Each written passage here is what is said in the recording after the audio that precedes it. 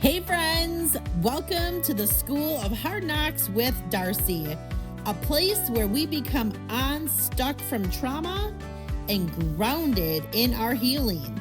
I'm your host, Darcie, and I'm a proud multi-graduate of the School of Hard Knocks. Life has a way of teaching us lessons we never asked for, but here we take those lessons and turn them into healing, strength, and self-leadership. I'm so glad you're here. Let's dive in. Just a quick reminder. This podcast shares personal stories and lived experiences. It's not therapy. It's not counseling or legal advice. If you need professional help, please reach out to a licensed provider. Welcome back, School of Hard Knocks. Class is in session. I am here with a guest on my Rebuilt series that we've been doing now for a couple of weeks. So continually excited to be able to speak with people who have gone through hard things and have found a great way to come out on the other side. So today we are speaking with Matt Melvin. Matt, welcome to the School of Hard Knocks. Thank you so much for having me on the show. Absolutely. So I'm going to tell you a little bit about Matt. Matt started working at a car dealership in South Burlington, Vermont, and he never thought that one mistake would lead to a life-changing stint in prison. While Matthew was taking responsibility for those life choices, he believes he has been treated unfairly due to his sexual orientation, religious and political affiliations, and his adult diagnosis of autism. Matt was unfortunately sentenced to 18 months in prison to be served in a general population. He was bullied by cellmates, targeted by gangs, really had a rough going of it. And the months he was in prison felt like decades. And there were times he doubted he would actually make it out alive. Bullied Behind Bars chronicles Matthew Melvin's life feeling like an outcast, enduring a lonely and friendless childhood, and being punished for a crime that began with the honorable goal of him just trying to make a living. What a situation to have to go through, Matt. It was. Yeah, jeepers. Well, take us back to the beginning, and you're working at the car dealership. What are the things that are going on in your life at that time? Good question. Unresolved anger, hate, frustration, lack of friends. And I've said this on podcasts before, Darcie. When I took the car, it was because they didn't pay me my commissions. Mm. And I was, in a way, standing up to a bully.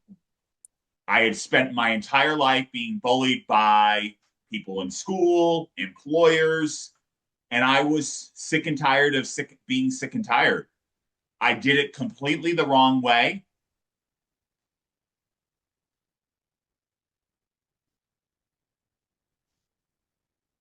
It's a great way to take accountability, right? Because we all do things that are not always awesome. Every person's been at a level in their life where they have done something that they wish they would have done just a little bit different. So your story is that you took a vehicle from the dealership you were working at and sold it. And upon selling it, it came back that it was still. Let me back up for a minute. It was never sold. I tried to sell it to another car dealership, and it was very easily caught. If you look at any of the crimes that I have been charged with, they're very easily caught circumstances. There was not a lot of thought that went into any of them, which just goes to show you that's the impulsivity, which is the side effect of having autism and being on that Asperger's spectrum. That impulsivity is still present with me today. The difference is I work through the 12-step program, Big Bill's 12 steps. It doesn't just apply to alcohol or drugs. Those 12 steps can apply to any addiction. I was addicted to stealing. Any addiction that you are facing, those 12 steps can help you get through. As long as you don't just do the 12 steps and think that you're done. It is a lifestyle. You have to bring these 12 steps into your life. Yeah, I'm And really happy really, that you said that actually, because a lot of people go through different changes in their life, right? I mean, and they just expect maybe if I eat 3 salads this week, I'll be able to fit into that size 8 jeans in 2 weeks. Or maybe if I do this for just this little bit of time, the end result is going to be there. I like how you said it's a lifestyle change, because that's what we need to be doing in order to stay cohesive with these changes that we're looking to make, right? that lifestyle change not only applied to the ceiling, but it applied to my weight loss. I lost Mm. 100 pounds and I never once set foot in a gym. Look, folks, you don't need to go to a gym to lose weight. Once again, it is a lifestyle change. Just going to a gym and eating the every meal that you ate before that is not going to make the change. The key is the diet. The diet is the critical point. I see so many people, they go to gyms, and I have actually told people that you should not go to gyms because a lot of people go to gyms to look at pretty women or pretty men. Mhm. And I have a lot of friends, Darcie, that struggle with lust. If you or somebody you know struggles with lust, do not put yourself in precarious situations. Same thing with me. I don't put myself at a car dealership or places that might tempt me into doing things I would otherwise not do. Mm-hmm. Yeah, it's a very good point. So this happens, and there's a legal time frame. How long did that last? How long was it from you having it, actually committing it to the sentencing? What was the time frame for the Mhm. court hearings? Is that Yeah, what you're asking? It was yeah. about a year. The Okay. court system is very, very slow. Yeah. I've actually heard that I have a brother. Well, I have two brothers. I have one that is 2 years sober from being a meth addict. And he was that for 20 years. He had done 3 different stints in prison, actually. And my other brother is an alcoholic, and he's probably on his 10th, 11th time being in our county jail. And at this present time, he's been in there for we're coming up on about 10 months. So yeah, some of that really drags out to get to whatever it is that the final, you know, verdict is going to be, if you will. So off to prison you went For 18 months. for 18 months. The judge on the case was Judge Jeffrey Crawford, and you'll see him again when it comes time for the second time I did in prison. I have a very unique case. My judge in the state case and my judge in the federal case was Judge Jeffrey Crawford. Mm. There are very few people, if you were to look at cases throughout the country, that would have happened. I got 18 months the second time, too. I don't believe in coincidences. Yeah. Yeah. Well, tell me a little bit about your time that you were sentenced to, and how you were able to make it through that period of time. The first or the second time, Darcie? The first. The first time I was I was just trying to make it. I wasn't really making any changes. I was just trying to get by. Yeah. I'm sure, I mean, I can't imagine any time being better than a previous time, but I can't imagine, the first time has got to be so scary and so out of the norm of what you're used to living with. What are some of the things that you had to endure in your time? Being bullied, being assaulted, not being able to turn off the lights. The lights are on Mm. 24/7, 365.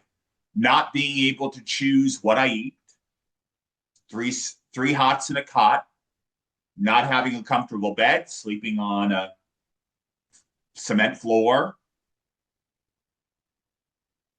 Being told when you're going to eat, what time you have to wake up.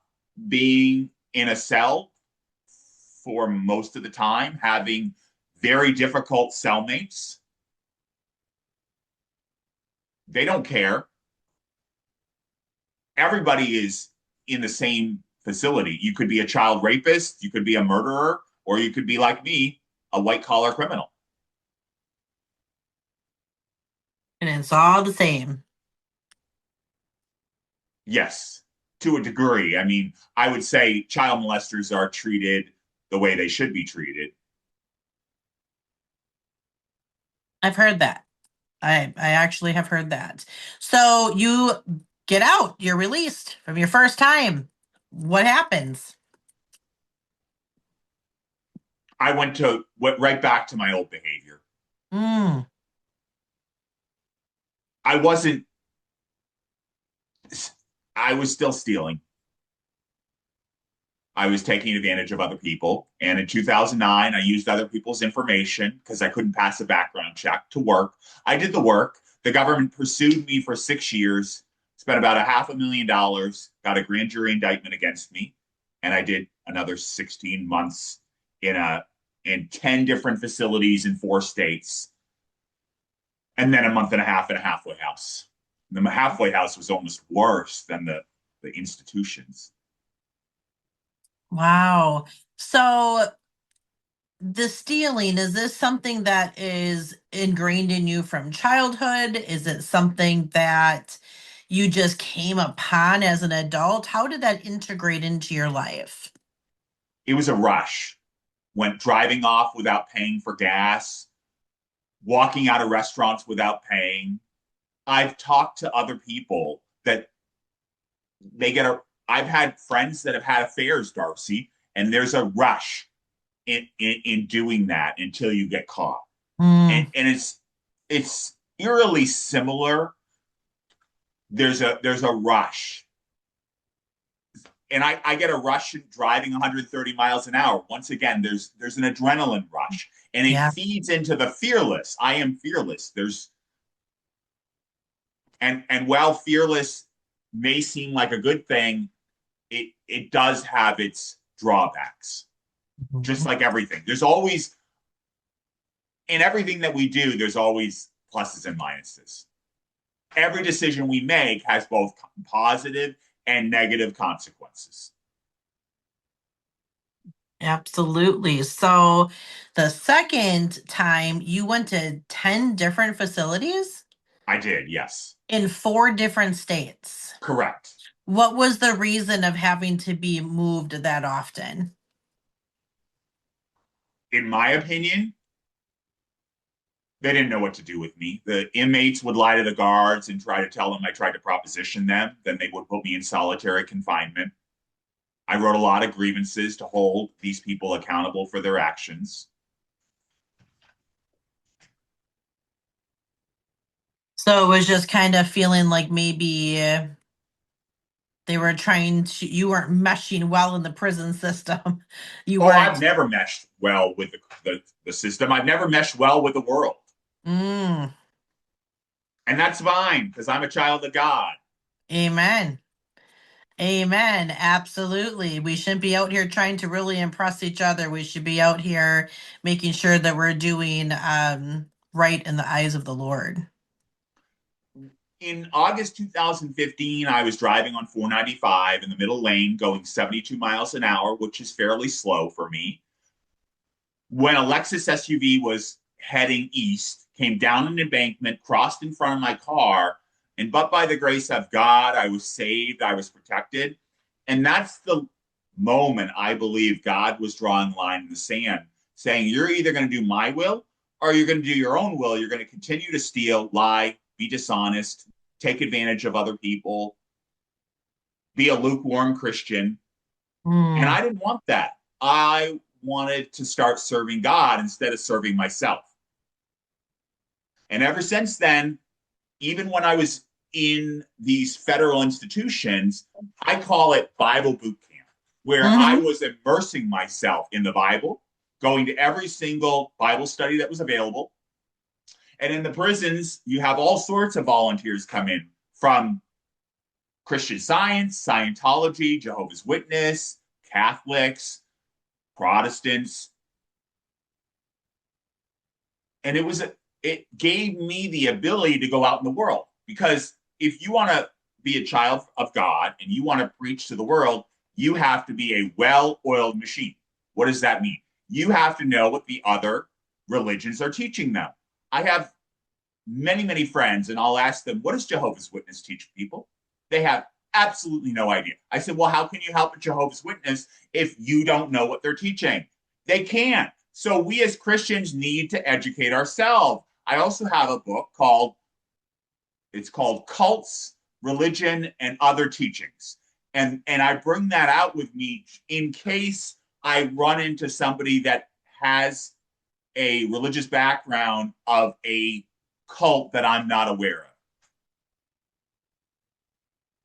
Yeah, how interesting to make sure that you're armed with the proper tools that you need to be able to speak with a mass amount of people. And you also need to know that word, because guess what? Satan knows that word inside and out. He tricked Eve. He tricked many, many people by just changing one or two words. Mm-hmm. Very true. So the line in the sand that was drawn almost literally in front of you, that's the change. That's when the change happened in your life. I started relinquishing control, allowing God to take the wheel. And I also let go of anger, hatred, started loving myself, forgiving other people. And that's really freedom. When Mm. we hold people hostage or we hold people in resentment, they are taking up space in our head. Yeah, absolutely. Take me through some of that. How were you able to let those emotions go? What did you do to start a self-love journey? Big Bill's 12-step program, getting into my words, praying, fasting, exercising, making my bed. All of these disciplines have helped me to become the man I am today. In order to be a good servant of God, you have to be disciplined. You have to be in that word every single day, and it needs to be done in the morning. And I've gotten into conversations with people about why it needs to be done in the morning. Why? Because if it's not done in the morning, we will procrastinate. We will say in the afternoon. You know what a drug addict always says? I just need one more fix and I'll be fine. And then one turns into two, turns into three. That's what a procrastinator does. Oh, I'll get to it in the afternoon. I'll do it in the evening. And then it never happens. All good, disciplined people of faith are in that word in the morning. That is when we have the most time. We're well rested, and that's where we can think the best. I can't think very clearly at night. After going through a long day. Mm-hmm. Yeah, my pastor actually just brought that up this past Sunday, so it's interesting that you say that about getting in the word every morning, and for so many reasons, like you said, I mean, as we go through our day, it can so easily get pushed off until later, later, later, and then later doesn't come. But also the way that we're not able to retain as much information, the more that we've pushed ourselves throughout the day. So my husband and I have actually been on a journey to read the Bible in a year. And we've gone through some really hard times in this period because, of course, the enemy is going to try to get in when you're really integrating yourself into the word. But we are 207 days into reading the Bible every day. We've read 21 books. We've actually been in the Old Testament this whole time, which is admittedly a hard read, especially when you're going through it the first time. There's a lot of pain and sadness and killing of animals and people. And it's just like, wow. But I mean, very eye opening and enlightening.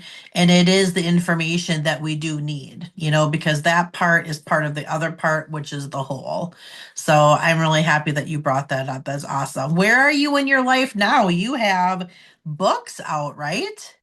I have a book I wrote called Bully Behind Bars: A Gay Christian Trump Supporter Goes to Prison. It was very cathartic to get my story out there. Mm. I wanted to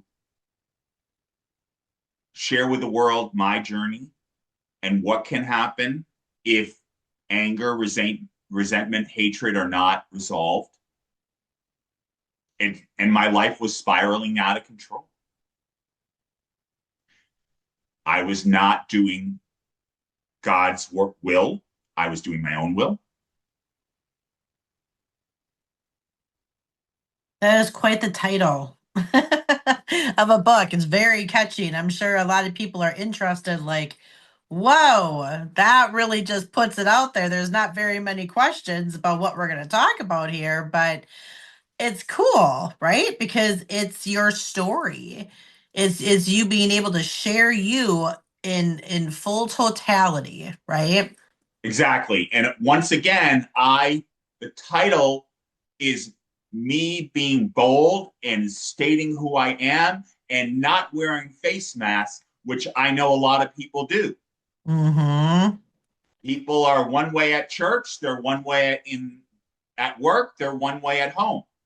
Who are you really? And I have good friends, and I ask them, who are you? And they say they don't know. And that is troubling. It is troubling. I like that too because we talk about that, my husband and I. I mean, we love our church family. They are such an incredible group of people. It literally feels like you're going to a second home. We're a non-denominational church. We stand shoulder to shoulder with every color under the rainbow. People who are on house, people who are currently using drugs, in drug recovery, doctors. I mean, it doesn't matter. My pastor is actually Hmong. So it's such a multifaceted place to be. And to me, there's nothing like going to church to actually get something from the message, get something from the word, not just checking it off. Like that box, like, oh, well, we went to church today. Well, did you absorb anything? My pastor likes to say, let it go from your head to your heart to your hands. Get out there and like tell people about it and touch people literally with the words. So I feel I that want to checking the encourage your box. listeners to get out of comfort. It's Mm, very, church is a very comfortable place. Go to a prison, start talking about the word. You will be uncomfortable. yeah. My best church experience, Darcie, was going to an all African American church. Mm, A lot of people, they love to be in comfort. hmm. Comfort does us no good. Yeah, that's very true. I think that that's probably one of the coolest things that, like, my pastor in particular, he pastors at the church, but he also goes into the jails. So he does, once a week with women, once a week with men. He just started going to a juvenile detention center, so it is such a great way because this is the way to help people before they get too far gone, too far lost. I feel, unfortunately, one of my brothers may be too far gone. But my other brother, who did multiple stints in prison, was doing like the Bible study prison style, right? Like you get your Bible, you read it, you learn some stuff, but then you're getting out and he was still failing. He was still doing the things he wasn't. This last time, like I said, now it's been over 2 years. And he's very integrated in his faith and in the word and in doing things the way that every decision is based upon knowing that God's watching what he's doing. So it's such a great thing to see him rear back onto life's path for him and watch him succeed. No one is ever too far gone, but the first step is admitting that you need God. In Mm-hmm. order, we have to surrender. The people that say, I'm perfect, nothing's wrong with me, then there's nothing wrong with you. Uh, you know, you can lead a horse to water, but you can't make it drink. There has to be a will and a want to surrender. I have to admit that my life is unmanageable. Exactly what the first step of Big Bill's 12-step program. I had to admit, Darcie, that I had a stealing problem.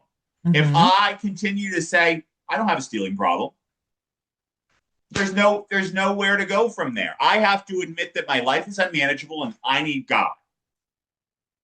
90% obedience is 100% disobedience. It is the analogy I like to tell people is when you take your car to go get an alignment, the car is completely aligned with the manufacturer. There is no negotiation. That is the same way with God. It is not a negotiation. It is not a contract. It's either 100% God and 0% you, or it's disobedience, plain and simple. Yeah, I absolutely love that. I will tell you, sometimes when people hear this stuff, as you know, they're like, woo, strong.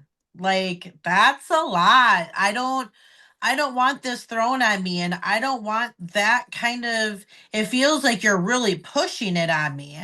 I will tell you that I had somebody very close to me come to church, a previous church I went through, and said, I don't like what he's saying. And I turned and I said to her, and that's because you're not ready to hear it. That's the thing. The pastor's not making up what's in the Bible. He's preaching to you exactly what the Lord has said. And it is hard sometimes because it causes you to have to look inside yourself, take accountability, and do that internal work to align with the way that God wants us to live.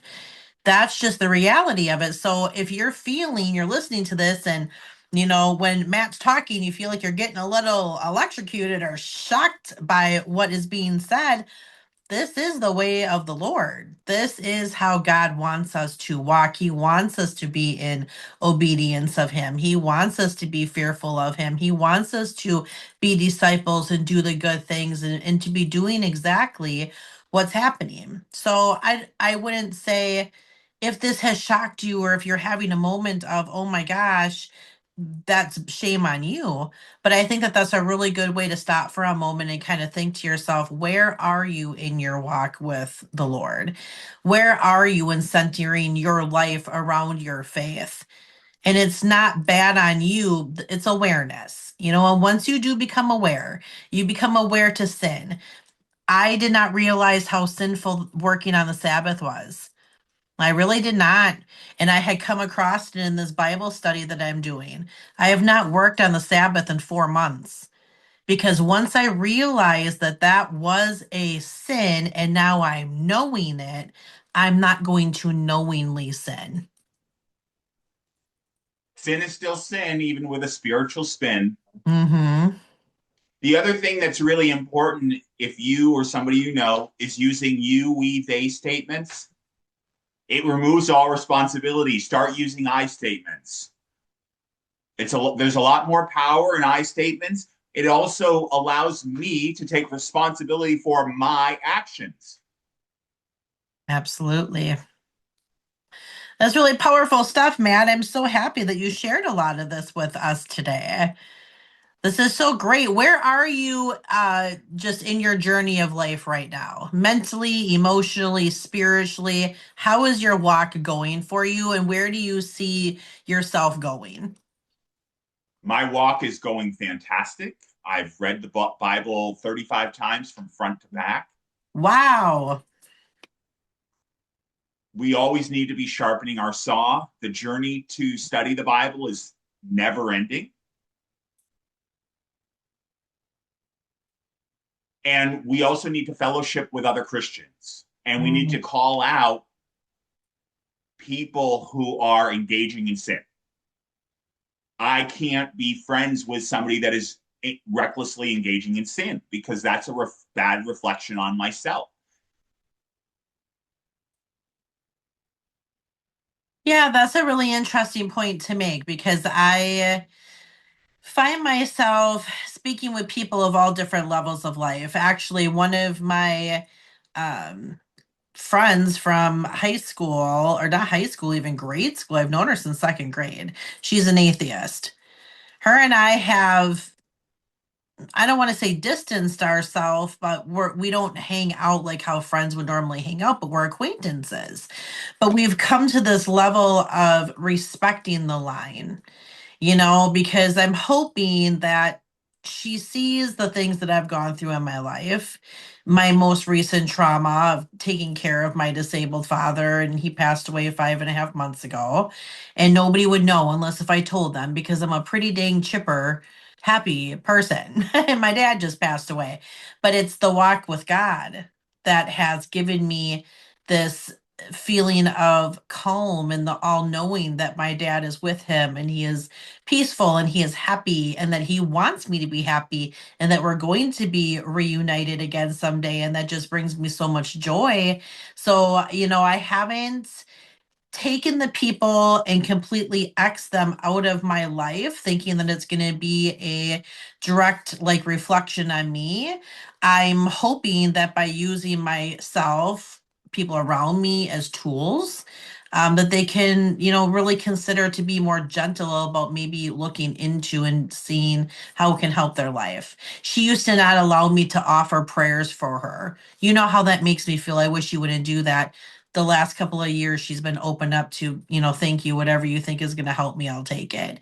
It's even just that little bit of her allowing that little bit of, she's hearing me, and that's all I needed. I just need you to hear me a little bit, because then I'm still doing my job.